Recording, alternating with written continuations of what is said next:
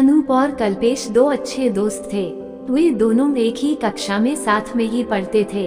पढ़ाई में दोनों ही बड़े होशियार थे। पढ़ाई करना उनका पहला काम था। अन्य चीजों पर वे बाद में ध्यान देते थे।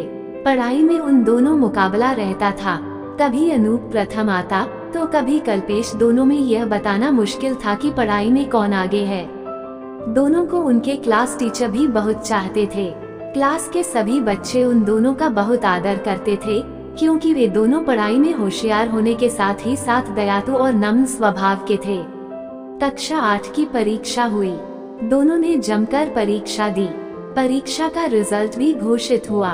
इस बार का परीक्षा में अनूप और कल्पेश तो क्या, क्लास के सभी बच्चे और खुद अध्यापक भी हैरान रह गए थे।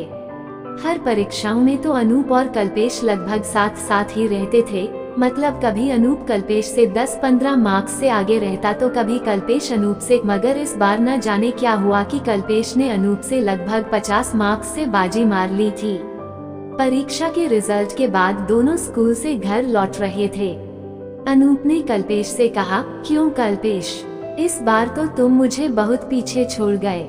मेरा ऐसा भाग्य कहाँ जो तुम्हारे मार्क्स पा सकूं। नहीं अनूप, ऐसा तो नहीं, मुस्कुराता हुआ कल्पेश बोला।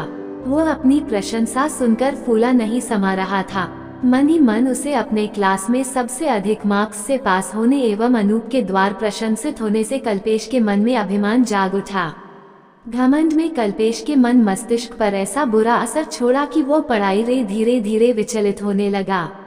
क्लास में जब शिक्षक पढ़ाने लगते तो वह दूसरे बच्चों से बातें करने लगता। एक दिन शिक्षक इतिहास पढ़ा रहे थे। तीसरी पंक्ति में बैठे कल्पेश को बगल के एक लड़के से बातें करते देख शिक्षक ने कल्पेश को बहुत डांटा और छड़ी से उसे पीटा और फिर उन्होंने पढ़ाना जारी रखा।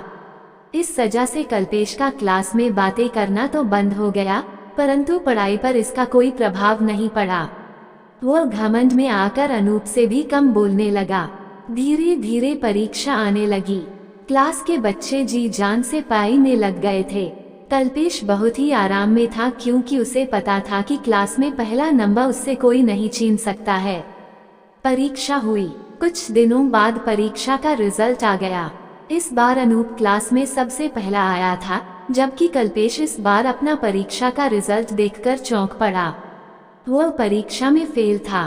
कल्पेश की अपनी करनी का फल मिल चुका था।